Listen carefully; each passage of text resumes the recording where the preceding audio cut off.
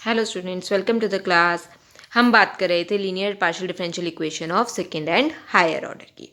अभी तक हमने बात की है कैसी इक्वेशंस की, होमोजीनियस। ठीक है। अब होमोजीनियस का एक लास्ट केस जो हम आज डिस्कस करने वाले हैं वो है जब आपके पास इधर कोई लीनियर इक्वेशन आ जाए तो हम कैसे सॉल्व करेंगे, राइट। तो सबसे पहले तो वही हमारे पास करली बाय करली एक्स को हम किससे रिप्लेस करते हैं, डी से। करली बाय वाई को हम किससे रिप्लेस करते हैं, डी डैश से। इक्वेशन हमारी बन गई। इस इक्वेशन से हम ऑक्सिलरी इक्वेशन बनाते हैं। वो कैसे बनाते हैं, डी को हम एम से रिप्लेस करते हैं, डी डैश को 1 से। ये हो गई ऑक्सिलरी इक्वेशन। ये डायरेक्टली एम प्लस 1 का होल स्क्वायर आ रहा है, एम की values -1 and you know how to write the complementary function. हम क्या लिख देते हैं, phi of y plus m x. और अगर रिपीटेड हो तो एक बार एक्स से मल्टीप्लाई, दूसरी बार रिपीट होगा x square and so on. So यहाँ तक आप लोग कर चुके हैं। आज हमने डिस्कस करना है इधर ये अगर इक्वेशन आ जाए तो हम कैसे सॉल्व करेंगे। ठीक, तो हम क्या करते हैं, क्योंकि होमोजीनियस इक्वेशन है, हम इसमें से जो डी की कोई भी हाईएस्ट पावर, डी की जो हाईएस्ट पावर वाली कोई एक टर्म, चाहे अगर डी की टर्म नहीं है तो हम डी डैश की पावर वाली कोई एक टर्म जो है वो बाहर कॉमन ले लेते हैं। ठीक है। तो हमने जब ये टर्म बाहर कॉमन ली है डी स्क्वायर, तो ये बन गया आपके पास, ये 1/d स्क्वायर ही आएगा ना, कॉमन डिनोमिनेटर से कॉमन आ रहा है। तो ये टर्म हो गई 1। इसको डी स्क्वायर से डिवाइड करेंगे तो ये क्या बन जाएगा, एक D cancel, D dash bye D. ये बन जाएगा डी डैश बाय डी का होल स्क्वायर। ठीक है। जैसे हम पहले करते आए हैं ऑर्डिनरी डिफरेंशियल इक्वेशन के अंदर, सेम वे से हम इसको सॉल्व करेंगे। जो नीचे टर्म है उसको ऊपर ले जाके हम बना देंगे इनवर्स। तो 1 प्लस किसी टर्म का ये बन जाएगा इनवर्स। ठीक है।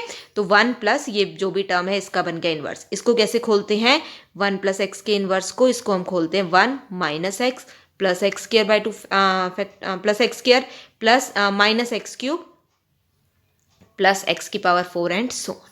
मतलब एक टर्म नेगेटिव एक टर्म पॉजिटिव। ठीक है। तो ये 1 माइनस, अगर यहां पर भी माइनस यहां पर भी माइनस हो तो हम सारी टर्म्स पॉजिटिव लगा देते हैं। ठीक है। तो अब ये पहले क्या आया, 1 फिर माइनस, ये टर्म क्या थी, 2 D dash bye D plus D dash square bye D square, इसको मैंने ब्रैकेट में ही लिखा है। अब हम क्या करेंगे, हमने ये टर्म्स कहाँ तक खोलनी है, ये कैसे देखना है। ये जो इक्वेशन है ये 2 डिग्री की इक्वेशन है। 2 डिग्री की इक्वेशन है तो हम इस पावर को भी सेकेंड पावर तक खोलेंगे। ठीक है। ये ध्यान रखना है हमेशा, जितने डिग्री की ये इक्वेशन है उतनी पावर तक हम यहाँ पर खोलेंगे, उससे बड़ी पावर हम यहाँ पे नहीं खोलेंगे, क्योंकि उससे बड़ी पावर की डेरिवेटिव 0 हो जाएंगी। ठीक। तो सबसे पहले तो 1 से ये इधर मल्टीप्लाई हुआ, 1 से मल्टीप्लाई हुआ, x square plus x y plus y square, ये टर्म एज इट इज आ गई। फिर minus 2 upon D, D dash का मतलब derivative with respect to y, जब इसकी derivative with respect to y लोगे ये टर्म 0, ये टर्म हो गई एक्स प्लस 1, एक्स प्लस, अच्छा ये था 2x वाई, एक्स वाई था ये। ठीक है। तो ये क्या था, D dash derivative with respect to y, तो x प्लस 2y बचेगा, derivative I x plus 2y। तो यही हमने यहाँ पे लिखा है। ठीक है। फिर अगेन माइनस, ब्रैकेट खोला तो ये minus 2 by D square, D dash का स्क्वायर था, डी डैश का स्क्वायर का मतलब क्या हुआ, डी डैश के स्क्वायर का मतलब एक बार derivative with respect to y ये थी, दोबारा इसकी derivative with respect to y कितनी आ जाएगी, 2। तो डी डैश स्क्वायर की वैल्यू कितनी आ गई, 2, और 1 by D square as it is. ठीक है। अब इसका स्क्वायर खोलते हैं। इसका स्क्वायर खोलने के लिए पहली टर्म का स्क्वायर खोलेंगे तो पहले डी डैश का स्क्वायर होगा, डी डैश का स्क्वायर करेंगे तो ये 4, 2 2 4, D dash square upon D square, ये टर्म आ गई। फिर दूसरी टर्म का स्क्वायर करेंगे तो डी डैश की पावर कितनी हो जाएगी, 4 पावर हो जाएगी, हमें नहीं चाहिए। फिर क्या करते हैं, स्क्वायर के अंदर 2 टाइम्स इन दोनों का मल्टीप्लिकेशन, इन दोनों को मल्टीप्लाई करेंगे तो डी डैश और डी डैश स्क्वायर मल्टीप्लाई होकर कितना आ जाएगा, डी डैश का क्यूब। वो टर्म भी हमें नहीं चाहिए। तो हमने क्या की, हमने सिर्फ एक टर्म ली, 4 D dash square upon D square. D dash square की वैल्यू कितनी थी, 2 वैल्यू थी, तो 2 इंटू 4 8 बाय डी स्क्वायर, ये आपके पास वैल्यू आ गई। ठीक है। अब हमने क्या करना है, अपॉन डी।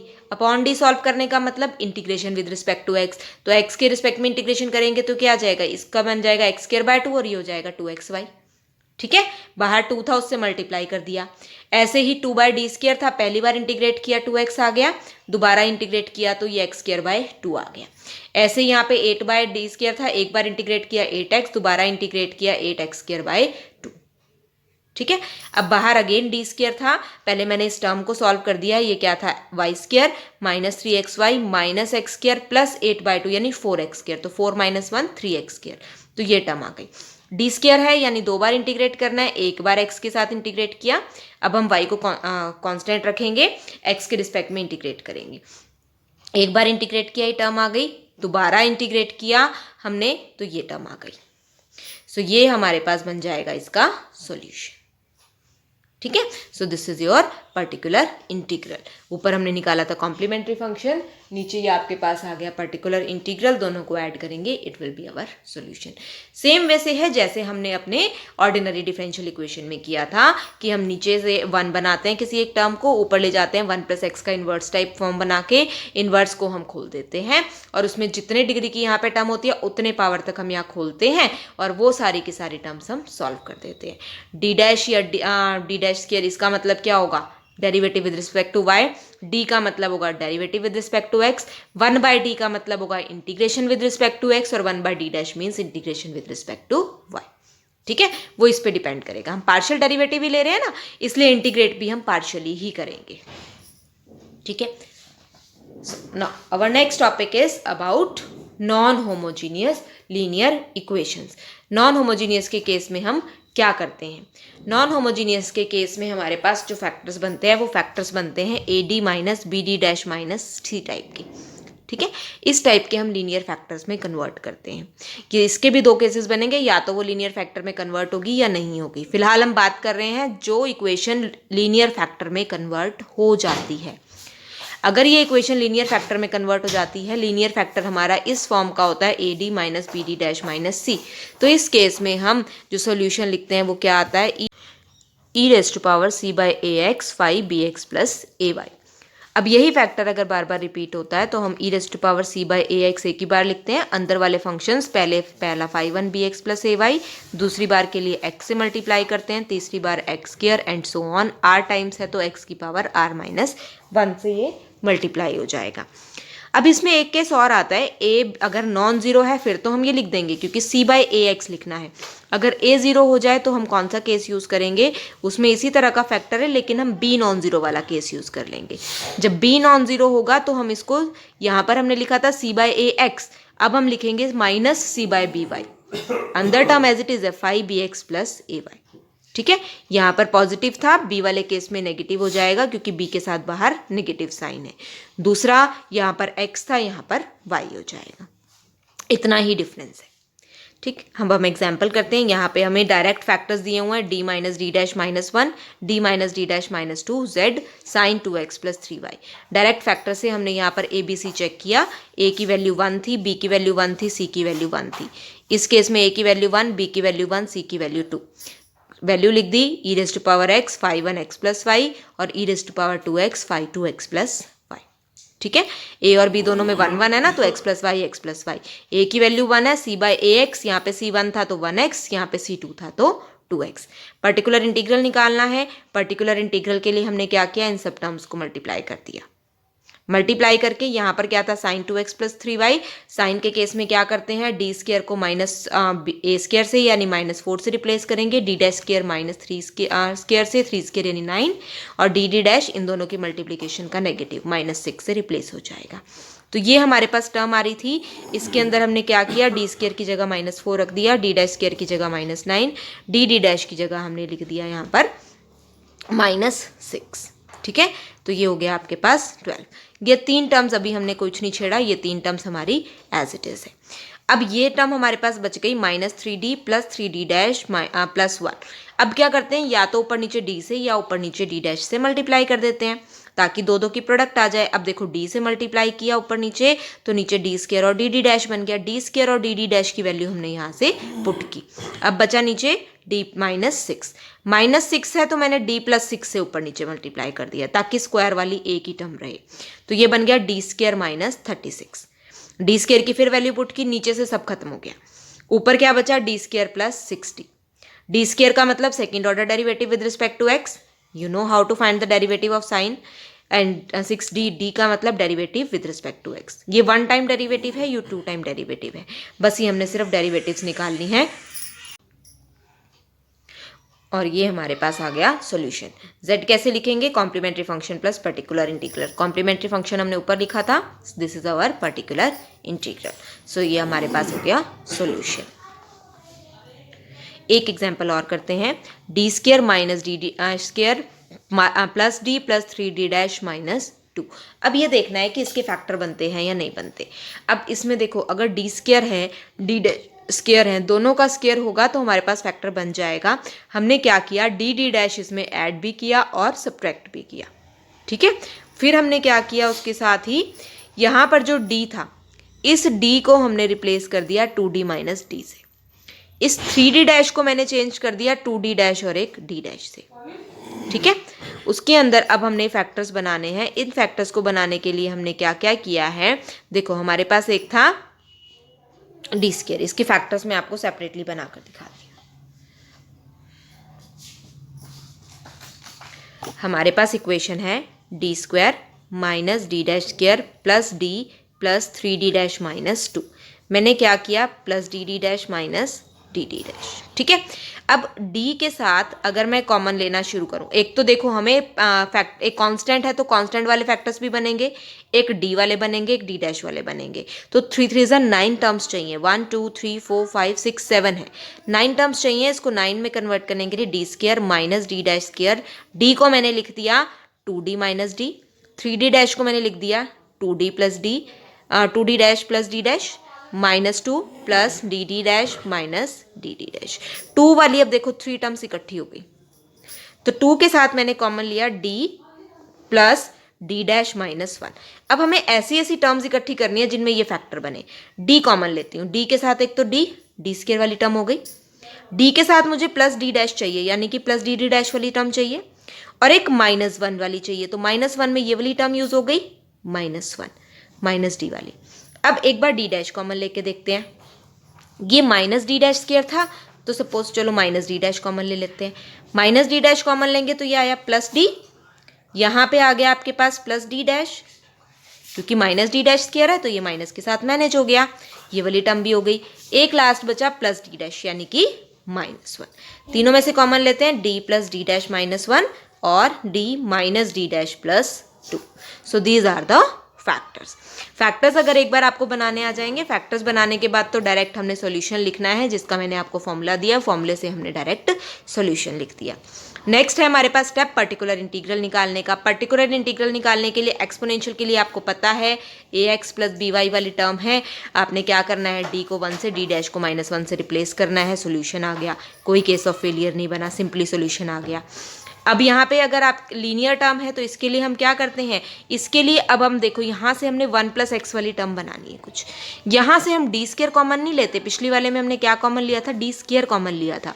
अब हम कॉमन कांस्टेंट ले लेते हैं, 2 हम कॉमन ले लेते हैं, तो ये क्या बन गया, 2 हमने अगर -2 कॉमन ले लिया तो 1 माइनस ये प्लस थी टर्म माइनस हो गई, माइनस थी प्लस हो गई, तो ये इस तरह से हमारी टर्म्स चेंज हो गई।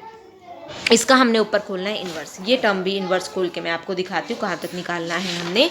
ये टर्म थी आपके पास d square minus D dash square plus d plus 3d dash minus 2, ठीक है।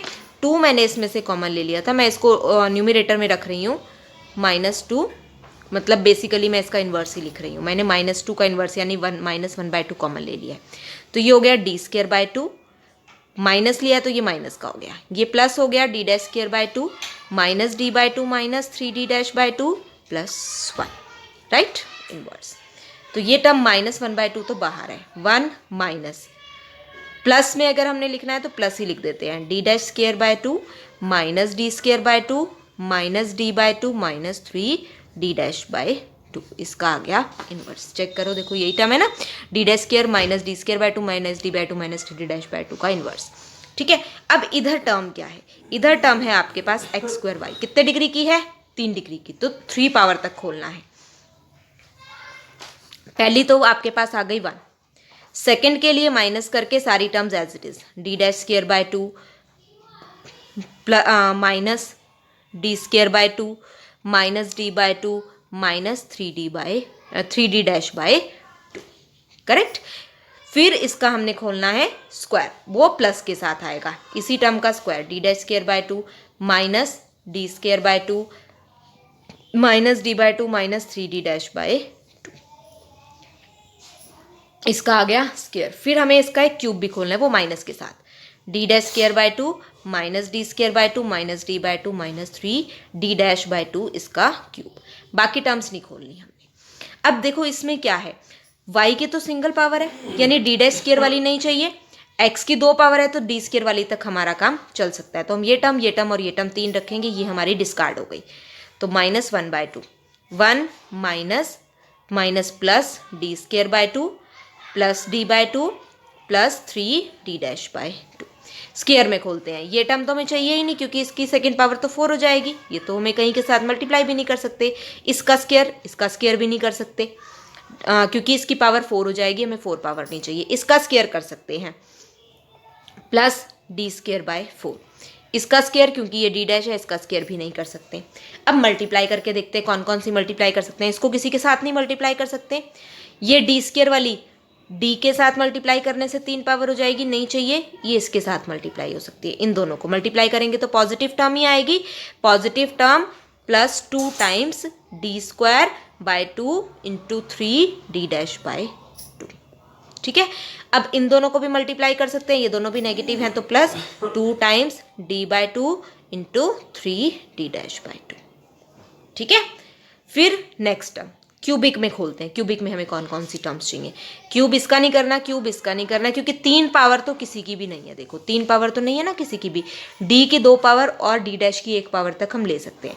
बाकी सारी टर्म क्या आती हैं, 3 इंटू एक टर्म का स्क्वायर और किसी का भी किसी एक का आपके पास सिंगल टर्म। यही होती है ना कि अगर हम a प्लस बी का क्यूब खोलते हैं, a cube plus b cube plus 3a square b plus 3ab square, कि एक बार एक का स्क्वायर आता है, एक टर्म एज इट इज आती है। अब देखो किस टर्म का स्क्वायर और कौन सी टर्म हम एज इट इज ले सकते हैं। क्यूबिक तो हमने किसी का नहीं लेना, इसका स्क्वायर नहीं ले सकते, ना ही हम इसको सिंगल ले सकते हैं।